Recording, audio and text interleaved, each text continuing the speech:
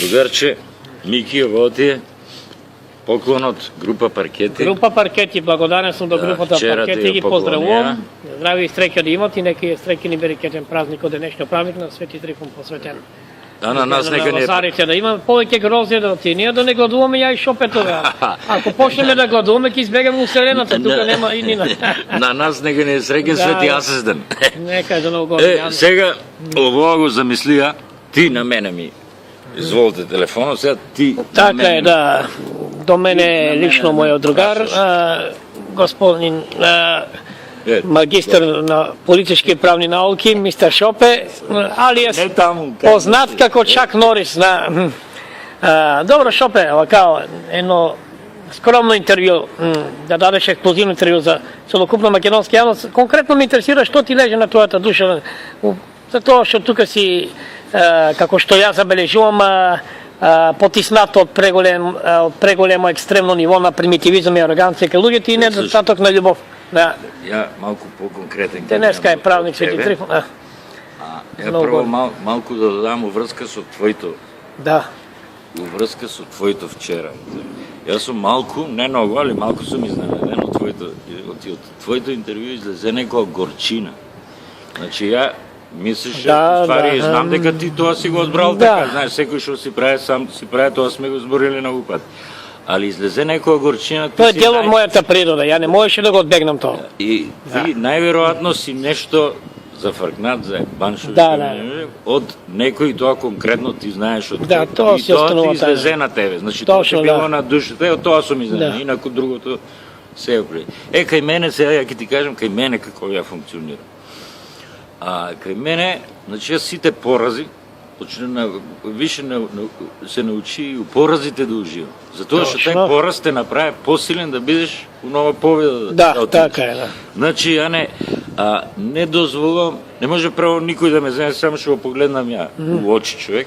Јас знам дали ќе преку третото око, знам дали ме лаже, дали убав ме прави. Значи некоја перцепција имаш, така ли? Да, така да он сам себе се лаже, не може мене да ми излаже. И така да спремен сум на се. Разбираш? А сега, само да ти е убаво, тоа нема да знаеш тогај ни што е убаво. Разбираш? Се да ти е. Има некоја логика. Нема, одека ќе знаеш дека е тоа убаво, ако не знаеш што е и лошо. Да. Значи јас така го тоа и малку мислам дека сум малку понапред од тебе. Немам ја никаква горчина, разбираш? Да. Бил сум у такви многу ситуации, што си бил. И мало е некојаш, нели, таа горчина излезе, али сега не може никој ништо. Прво, ништо немам страх. Страва е кочница на душата, друго ни срам, ни перде, ни ништо, се што ми е на душа, секи си кажам и не може никој да ме повреде, не може да ми излаже, сам себе се лаже. Проблемот кај мене има само една аномалија и слабост, што јас како човек и лично сум хиперемоционално пречувствителен на сите екстремни форми на неправди. Макар да е у микроверзија таа неправда, јас ја чувствувам како голема. Како планина, тоа е. И тоа не ми дава мир, како што и вчера прецизира за мојот статус, зашто сум на улици и се тоа така што почна. Али уште во сега да го кажам. Значи имам право да го кажам ја, имам право. Да, има се, па тоа јас што ти леже на тебе на душата, ја не ти се меша. Али ово се, за тоа па сега што излезе? Вчера што се договориме? Беше ли тука газата на Бла-Бла телевизија? Беше, да, точно. Стивенс Апостолов. Што се договориме? Ти од 10 март, извини се, за него, почнуваме ја и ти емисија за енергиите, значи од механичка енергија, акција, реакција до космичка и тие енергии како влијаат на човеко и да го на некој начин кој ама ја имам нов предлог умеѓу време. Нека биде на 12 март. 12, нека биде. Друго, оти еми при крај ово. Второ, договориме се 22 март, одеме на Исаро. Да.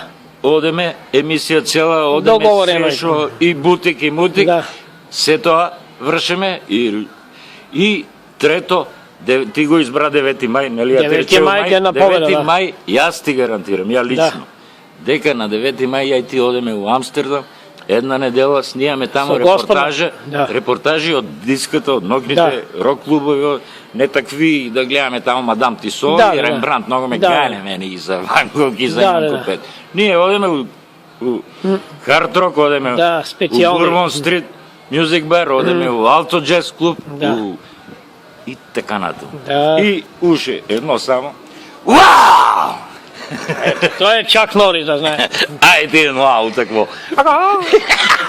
Ти е една каратиска. Да. Ма здраво.